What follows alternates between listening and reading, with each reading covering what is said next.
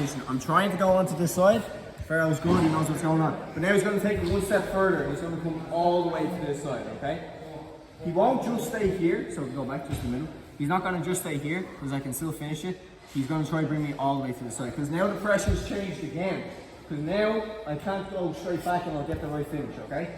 So, foot is going to be in the exact same place. Hooking onto his back, but now this time, this foot is going to be more or less standing on the back leg, alright? Or his foot that's on the ground, or his hip rather. Why I do that? Because now if Pharaoh tries to stand up here, and I keep everything tight, I can make it harder for him to stand up. Whereas if I just let my foot out, he'll stand up, his foot goes on the ground, and now I can't finish the ankle lock because of his foot being on the ground. So I want to make sure that that does not happen. So that's why I'm going to like stand on his leg and kind of like start pushing into his hip. Just makes it that bit harder for him to be able to stand up, okay? Grips are going to stay the exact same. So I need to make sure I keep the ankle lock grip cinched up the whole time, hand to the collar, being deep on it, turn it to the side. Now, I'm going to do the same thing by keeping my elbow up high, but now this time for the pressure, what I'm going to do is start to like look towards the back wall. So I'm going to like look and then start to put the finish on and you get the tap, okay? It's the same thing. The only difference is now, just keep on your side.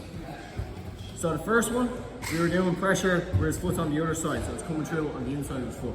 Second one, his foot was coming straight down the pressure.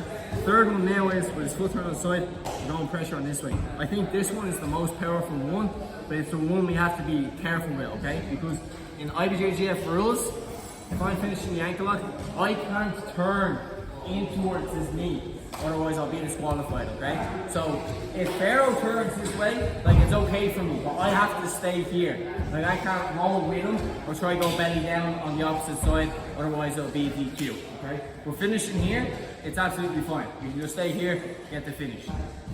Grabbing onto his knee, keeping the elbow high, pushing away from your partner, and then down for the finish, okay? Just a key detail here, guys. If Pharaoh's leg is straight, okay, the pressure won't work the same way. How I make sure I get the finish every time is that when I turn his knee here, I bend his knee by keeping my knee tight to his leg here. So as you can see, as I scoot in, his knee is bent here, right? I'll just move there so the guys can see. So what I'm doing is, as I keep my feet in the good spot, my shin is pushing into the back of his leg. That's going to bend his knee to make it easier for the finish. If his leg is straight, when I go for the finish, chances are I can't get it, but it makes it much easier for Pharaoh to be able to defend, and then eventually get back up on top. As he comes up here, yeah. And as soon as his foot goes onto the floor, I've lost the position to be able to finish.